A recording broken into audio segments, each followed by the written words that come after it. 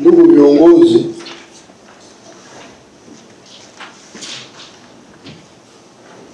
kwa mara nyingine tena ni mshukuru Mwenyezi Mungu kwa niaba yenu kwa kutupa fursa hii ya kushiriki kwenye mkutano huu ambao nia yake kubwa ni kuboresha tu huduma zetu katika sekta hii ya haki, na sekta ambayo kimsingi jukumu lake yeye mwenyewe Mwenyezi Mungu. Mungu ndio anayetoa haki, hata sisi wengine tuko tu hapa kwa ajili hiyo. Ndio maana wakati fulani serikali inaitwa kama mtumishi wa Mungu, na tunapokuwa tunakutana hivi kwa ajili ya kuangalia yale ambayo yanakwamisha utoaji haki, iwe ni rushwa, iwe ni uzembe, iwe tu ni kutokuwajibika na kasoro nyingine ambazo ziko nje ya uwezo wetu, yeye anafurahi kwa sababu anaona nia yetu njema, na kwa sababu hiyo pengine tu ameturuhusu tusafiri kutoka mbali mpaka hapa. Ninafahamu mkurugenzi mkuu wa taasisi ya kuzuia na kupambana na rushwa alikuwa Dar es Salaam, na pia nafahamu pia kwamba rais wa Tanganyika Law Society hakuwepo hapa Dodoma. Niliambiwa kwamba alikuwa Arusha. Natambua pia kwa mfano naibu wakili mkuu wa serikali, yeye bado ofisi yake iko Dar es Salaam, ametokea Dar es Salaam. Lakini tunamuona pia pale Kamishna Mkopi ambaye hata kwa short notice ameweza kuja kujumuika na sisi. Tunawashukuruni sana, tunamshukuru Mungu kwa kuwezesha kufika hapa salama. Ushauri wangu kwa wale wote ambao tunahusika na utekelezaji wa majukumu yetu katika mnyororo wa utoaji haki mahakamani na hasa haki jinai, ushirikiano huu tulionao pia umejengwa tu katika wajibu wetu. Wote hapa wajibu wetu ni wa kikatiba, ni wa sheria. Yaani utekelezaji wa sheria au katiba inazanzisha ushirikiano. Lakini pia tunashukuru kwamba Mheshimiwa Rais wa Jamhuri ya Muungano wa Tanzania Dr. Samia Suluhu Hassan, ambaye kwa mujibu wa katiba pia ndio mkuu wa nchi, kiongozi wa serikali na amiri jeshi mkuu, amekuwa akisisitiza juu ya ushirikiano huu kwa mahakama na hasa wanawake.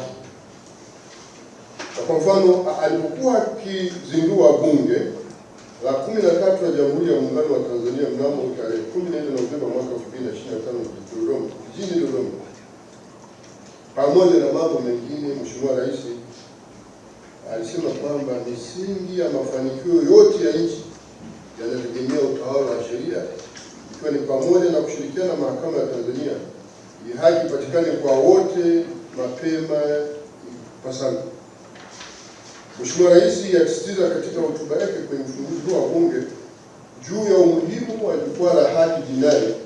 Alisema hapa, na ningependa kumnukuu: tutaendelea kufanya mageuzi na maboresho katika taasisi zote zinazoshughulikia masuala ya haki jinai ili ziweze kukabiliana na vitendo vyote vya uhalifu. Na hapa ndipo unapoona uwepo wetu hapa kwa ujumla wetu. Hapa ziko taasisi ambazo kwa ile lugha wanaziita law enforcement agencies, na hizi taasisi ni muhimu sana katika utekelezaji wa utawala wa sheria ambao katika katiba ya Jamhuri ya Muungano wa Tanzania imewekwa kwenye ibara 26 ya katiba ya Jamhuri ya Muungano wa Tanzania. Kwa hiyo kwenye makosa kama haya mambo ya haki jinai, unaona umuhimu wa hizi taasisi, na ndio maana unaona hapa tumekuwa tukikumbushana kwamba kifungu fulani cha sheria tumekisahau, jamani wahusika huko mwende tukakishughulikie. Ni kwa sababu hiyo, na ibara hii inasema hivi: kila mtu ana wajibu wa kufuata na kuitii katiba hii na sheria za Jamhuri ya Muungano, na kila mtu ana haki kwa kufuata utaratibu uliowekwa na sheria, kuchukua hatua za kisheria kuhakikisha hifadhi ya katiba na sheria za nchi. Ndio kwenye haki jinai hizo law enforcement agencies zinahusika sana, lakini na kila mtu. Na kwa sababu hiyo, kwa mawakili wanaojitegemea, inapoonekana kwamba wanawakilisha watu fulani fulani, wala wasichukuliwe kwamba wao wenyewe ni wahusika wa hizo tuhuma. Tuwape ushirikiano kama ambavyo ni stahili yao, wanakuwa wanatekeleza tu jukumu la kikatiba. Ndio maana pia tunao hapa katika mkutano huu. Lakini Mheshimiwa Rais pia katika hotuba yake ya siku ya sheria nchini kwa mwaka 2026 mnamo tarehe 2 mwezi wa pili mwaka huu, pamoja na mengineyo kama ambavyo nitaeleza hapo baadaye, alisisitiza kuhusu wadau kushirikiana na mahakama katika swala la utoaji haki. Na faida za ushirikiano huu ni nyingi, na hapa nitataja chache. Lakini moja, kuongeza kasi ya utoaji haki. Mbili, kulinda uhuru na ukuu wa mahakama na heshima yake. Tatu, kupunguza migogoro ya kiutendaji ambayo waathirika ni wananchi. Nne, kuimarisha imani ya umma kwa mfumo wa utoaji haki. Tano, kukuza utawala wa sheria. Sita, kuzuia migogoro ya kimaslahi. Na saba, kurahisisha utekelezaji wa maamuzi ya mahakama na kadhalika. Lengo kuu hapa likiwa ni ustawi wa wananchi, kama ambavyo inaelezwa vizuri katika ibara ya 8 ibara ndogo ya kwanza B ya Katiba ya Jamhuri ya Muungano, ambayo inasema lengo kuu la serikali ni ustawi wa wananchi. Na ripoti ya msajili mkuu ya utendaji wa kazi za shughuli za mahakama ya mwaka 2025, that is the comprehensive performance report of the judicial functions 2025, inathibitisha faida zilizoletwa na mahusiano na ushirikiano mzuri baina ya mahakama na wadau, hata kufikia yale mafanikio ambayo sisi wote leo wengine tumeyasema hapa. Wote tumeona hapa, Tanganyika Law Society wamesema, Ofisi ya Taifa ya Mashtaka wamesema, uhamiaji wamesema, taasisi ya kuzuia na kupambana na rushwa wamesema, taasisi ya kuzuia na kupambana na madawa ya kulevya wamesema, jeshi la magereza wamesema, na ofisi ya wakili mkuu wa serikali wamesema, ikiwa na pamoja na sisi wenyewe ambao sasa ndio kama wahusika wakuu. Kwa hiyo hizo ni baadhi ya faida ambazo tunaziona kutokana na mahusiano haya na ushirikiano huu. Ushauri wangu ni kwamba ni kuwashauri kuimarisha ushirikiano, katika utekelezaji wa majukumu yetu. Si jambo la hisani, hata si swala la maelewano ya kirafiki, bali hili ni takwa la kikatiba na kisheria na kisera tu. Kwa hiyo wanaoalikwa kwenye vikao hivi watenge muda wao kuhudhuria, unless wana sababu ya msingi ya kuto kuhudhuria hapa. Na hata hivyo walete wawakilishi kama mlivyofanya leo, na sisi tutaangalia hiyo trend. Lakini tunapofika kwenye vikao hivi ndipo tunapoona umuhimu wake. Hapa hatuji kusultana, hapa wote tunafanya kazi pamoja kama kitu kimoja. Tunatambua mafanikio tuliyopiga hatua iliyopita, tunatambua na changamoto zilizotukabili, halafu tunazitafutia mkakati wa kuzitibu. Tumesema sisi hapa hatutakuwa na maazimio. Wajibu wetu sisi hapa kwenye taasisi zote hizi huko kwenye katiba, huko na kwenye sheria zinazoongoza taasisi zetu mbalimbali. Kwa hiyo ndio maana kuna kitu kinachoitwa utawala wa sheria. Hatutaki kutoka kwenye utawala wa sheria kwenda kwenye utawala wa maazimio. Hiyo hatutakubali. Na mahakamani huku sisi hata kazi tunazofanyia kazi sio maazimio. Kitendea kazi chetu sisi sio maazimio. Kitendea kazi cha mahakama ni katiba na sheria za nchi, ili haki iweze kupatikana.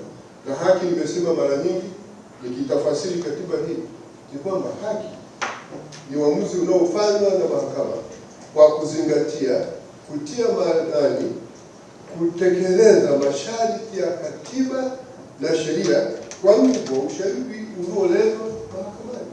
That's justice.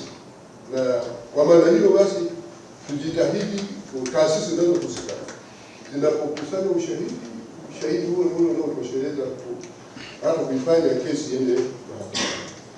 Na mahakama inapofanya maamuzi, kama mtu hakuridhika akate rufaa. Vinginevyo mahakama ndio ina jukumu la kutamka hiyo haki. Na Mheshimiwa Rais hata katika matokeo haya ya siku ya sheria ya mwaka 2026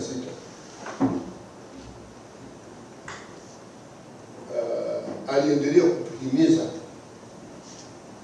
mambo muhimu ya kuzingatia.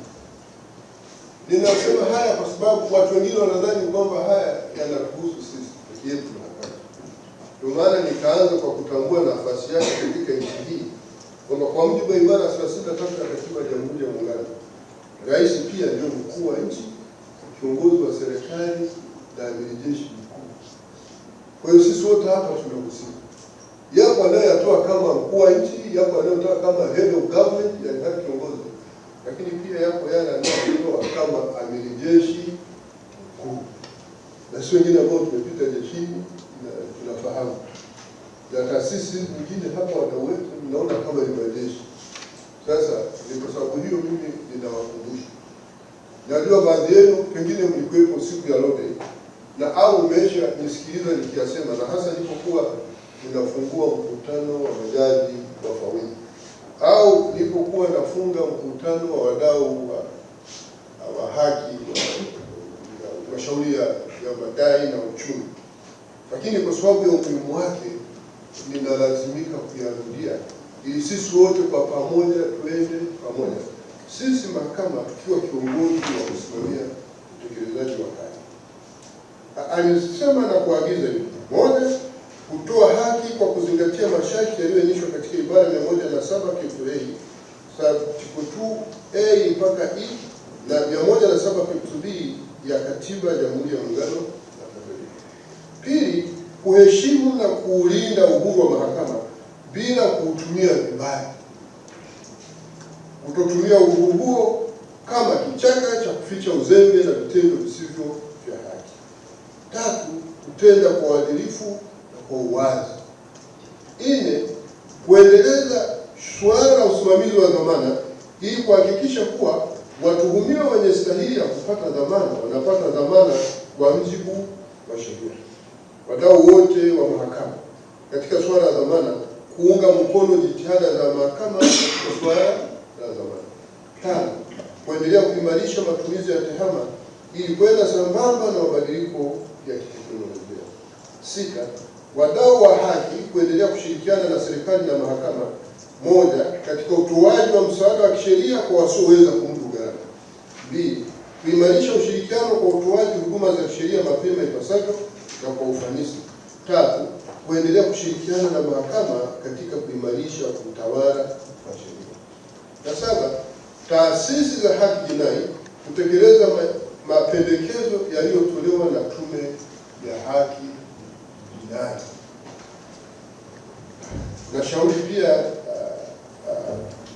mrejee maelekezo mbalimbali ya Mheshimiwa Rais kuhusu utoaji haki na kujiridhisha endapo tumesha yatekeleza ipasavyo, na pale ambapo bado tuchukue hatua. Hili ni jukumu mtambuka, ni jukumu jumuishi, ni jukumu la pamoja. Haiwezi kuwa jukumu la mahakama pekee yake. Kwa maana tunatenga muda wetu kuwakaribisha na kuwashauri, jamani, hebu njooni tuyachakate haya mambo ambayo sisi wenyewe pekee yetu hatuwezi kuyatekeleza, kwa sababu ni majukumu mtambuka. Na ushauri wangu kwenu ni kwamba kwa wale ambao hawajachukua hatua kuyatekeleza haya maelekezo, fanyeni na pia jengeni utamaduni wa kufuatilia maelekezo ya Mheshimiwa Rais pamoja na viongozi wengine wa kitaifa na kuyatekeleza kwa mujibu wa sheria. Chini tokea viongozi wakizungumza watu wasikilize. Alafu hivi vitu vingine vinachukua nafasi kubwa kuliko mambo ya msingi, sisi ambao sisi wengine ni viongozi na sisi wengine watumishi wa umma. Na serikali imefanya uamuzi wa msingi sana wa kisera, wanatupatia hata na kompyuta. Na hasa sisi viongozi. Lakini hata ambao sio viongozi. Alafu upatikanaji wa taarifa na maamuzi ya viongozi na maelekezo sasa umerahisishwa sana. Kuna televisheni na televisheni nyingine tunatembea nazo mikononi kwenye zile simu zetu. Na hizi kuna hii mitandao mingine ya kijamii, hizi social media. So availability ya viongozi serikalini iko readily available. We don't have any excuse. Mimi napenda kuzungumza juu ya uwajibikaji. Tuna mfumo wa uongozi. Kila jamii yoyote ambayo ni organized lazima iwe na viongozi kwa ajili ya kumaintain law and order na mambo mengine ya hiyo. Kwa hiyo tuwe tayari, na hasa sisi watumishi wa umma,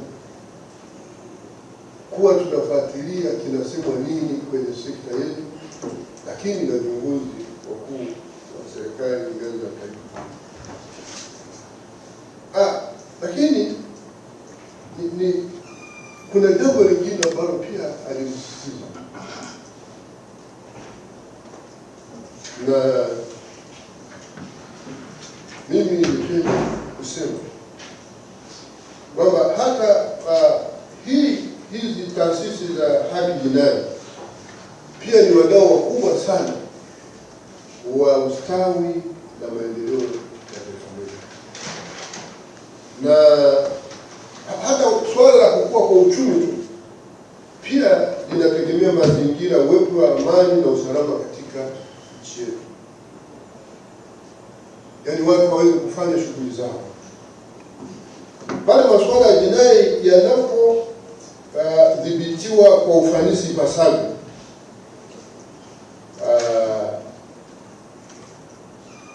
yanawezesha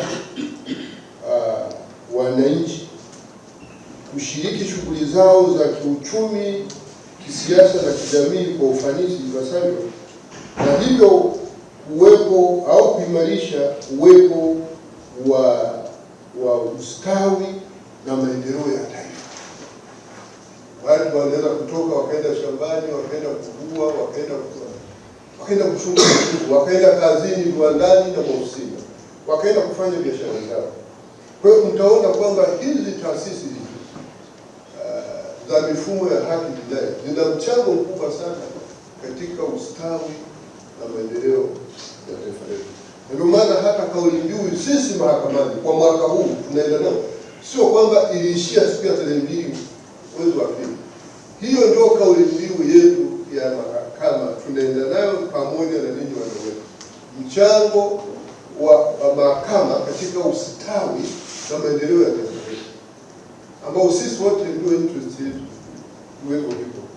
Ukiwa na amani, ukiwa na usalama, ndipo watu wataweza kwenda kufanya hata shughuli za ibada. Wengine wakaenda kufanya kufunga ndoa kule kwa shehe na mapadri na wachungaji.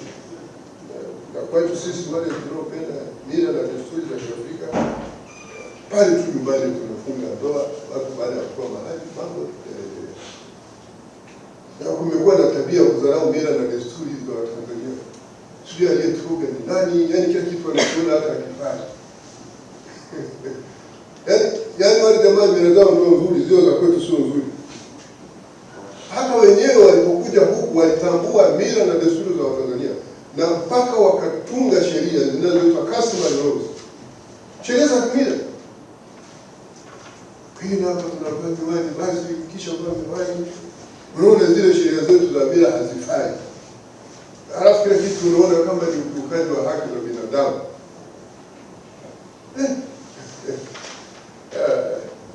Sasa kuna jambo nataka kulisema hapa kuhusu criminal justice. Kuna kitu kinaitwa haki za binadamu, and then kuna hii haki jinai. Haki za binadamu siku zote huendana sambamba na criminal justice na haki jinai, kwa sababu haki za binadamu hulindwa na haki jinai. Kwa hiyo kwa mfano kuna haki ya kuishi. Sasa haki ya kuishi inakuja kwa enforced wapi? Alewa mwenzake, kuna sheria pale, mada na manslaughter, si ndio? Kuna haki kwa mfano ya kumiliki mali. Ndio maana inaweka kosa la kutopora, unyang'anyi wa kutumia silaha au unyang'anyi au wizi. Hivi vitu vinaendana sambamba. Na sisi sheria zetu zimeweka haki na wajibu. Ibara 12 ile mpaka ibara 29 ya katiba ya Jamhuri. Na kuna ibara ya 30, ibara ndogo ya pili, kuna mambo yamelindwa pale ambayo ni mambo ya msingi sana. na sisi tulioko kwenye hizi haki jinai tuyazingatie. Sasa ndio maana sasa msingi mkuu wa Dira ya Taifa ya Maendeleo 2050 ni utawala, amani, usalama na utulivu. Na hapo ndipo unapoona umuhimu wa sekta ya sheria na mahakama na wadau wake wa haki jinai, kwa sababu kama huo ndio msingi mkuu, ndio tuwezesha wengine wote waweze kufikia. Kwa sisi kila mmoja anayeshiriki vikao hivi achukulie mkutano hii kwa uzito unaostahili, na vinapokuwa vimepangwa aangalie vizuri kalendari. Na safari hii nadhani tutataja na tarehe kabisa, kwa sababu hapa vinginevyo hii dira haitatekelezeka. Sasa mimi naweza kuwatajia, hebu nipe hicho kitabu. Mimi naweza kuwatajia, wewe unapenda sana Kiingereza. Hii hapo kuna Kiingereza ni nini? Hii Kiswahili. Na nini ukisoma kidogo tu napenda kusoma kitembele vya Kiingereza. Msingi mkuu wa dira, utawala, amani, usalama na utulivu. Na vipaumbele vyake vinne. Kipaumbele cha kwanza kikiwa utawala bora na haki. Kipaumbele cha pili, serikali za mitaa imara na zenye ufanisi. Kipaumbele cha tatu, utumishi wa umma unaowajibika, na kipaumbele cha nne, amani, usalama na utulivu.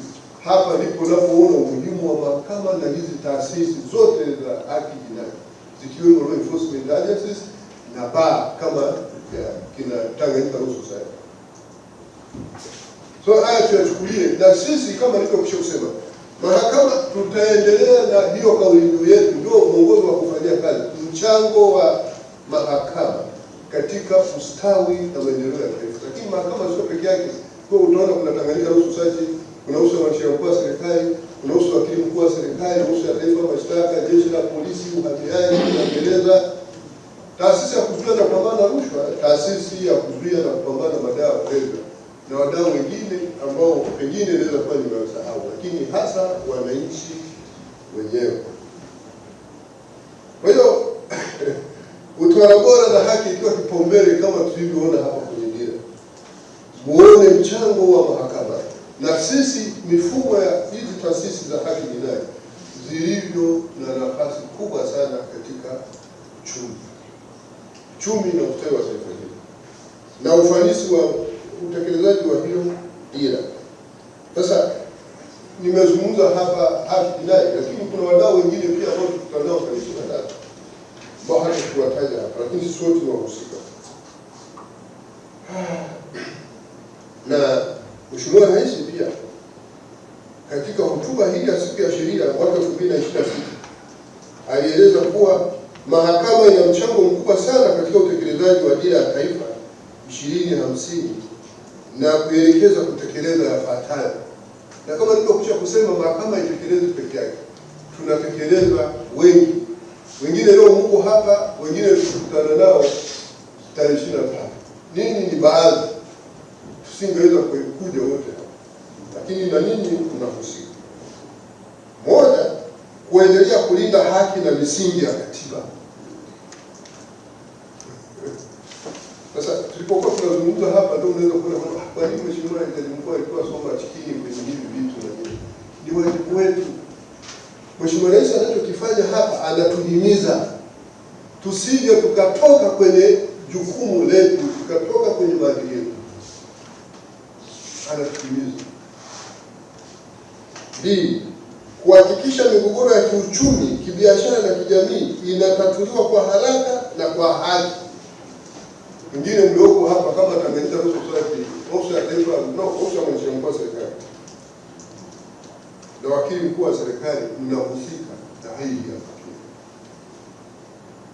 Alafu tatu, kujenga imani ya wananchi na wawekezaji katika mfumo wa kisheria wa nchi. Nne, kukuza uwajibikaji na nidhamu katika utumishi wa umma na serikali na sekta binafsi. Jukumu la mahakama tumepewa hilo, na nini wengine wote wadau. Tano, kudumisha amani na mshikamano wa kitaifa ambao ni msingi wa maendeleo endelevu.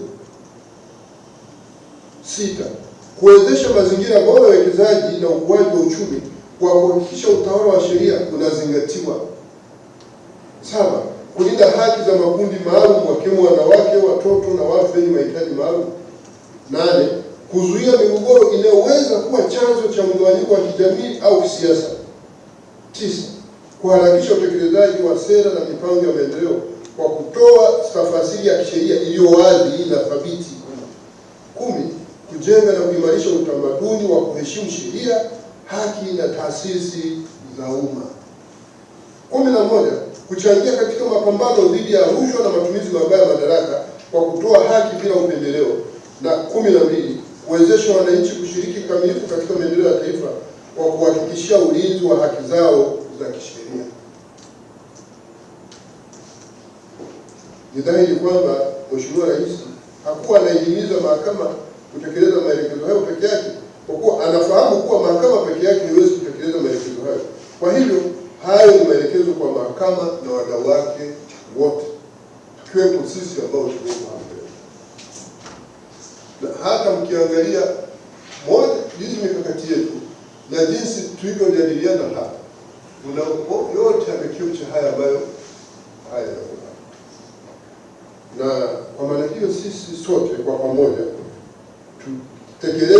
tukitekeleza wajibu wetu ipasavyo, tunatoa mchango wa moja kwa moja katika kukuza uchumi wa nchi yetu na kwa hivyo ustawi na maendeleo, kwa sababu ya kuwepo endekola. Na ni kwa sababu hii pia sisi tunaendelea mahakama kusogeza huduma zetu karibu na watu. Na kama nilivyosema siku ya Law Day, tunafanya ugatuzi wa mahakama ya rufani. Kwenye kikao chake kijacho cha mwezi wa 4 watakuwa tayari wameshahamia kwenye hizo kanda tunazozianzisha, kanda ya Dar es Salaam, ya Arusha, Mbeya, Mwanza, Tabora. Dodoma sitaji kwa sababu Dodoma ni makao makuu. Lakini sambamba na hili, mahakama kuu zinafunguliwa mwezi huu. Kanda za mahakama kuu nazo zinafunguliwa mwezi huu, na hii itakuwa ni pamoja na ile mahakama kuu Singida, mahakama kuu Songwe, mahakama kuu Katavi, mahakama kuu Njombe na mahakama kuu Lindi. Na hizi mahakama kuu hizi ziko katika mfumo unaoitwa vituo vya jumuishi vya utoaji haki, integrated justice centers. Pale unakuta kuna mahakama ya mwanzo, mahakama ya wilaya, mahakama kuu na nafasi pia ofisi za mahakama ya rufani majaji wanapokuwa wako kule. Kwa hiyo hatua kubwa tunapiga tukitambua umuhimu wa mahakama na utawala wa sheria katika ustawi na maendeleo ya taifa hili. Ninaomba nirudie tena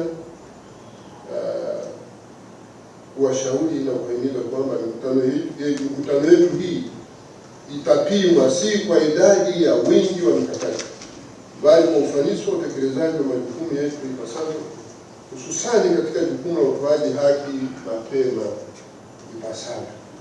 Na kila mmoja wetu aliye na wajibu wa kutekeleza atekeleze. Aidha, narudia tena kuwashukuru kwa ushiriki wenu wa dhati katika mkutano huu muhimu sana. Baada ya kusema hayo, sasa natamka kwamba mkutano wa kwanza wa mwaka 2026 wa mahakama na wadau kuhusu ushirikiano na mahusiano katika utekelezaji wa majukumu ya utoaji haki mahakamani umeahirishwa. Basi asanteni sana kwa kunisikiliza na Mwenyezi Mungu aendelee kubariki sana.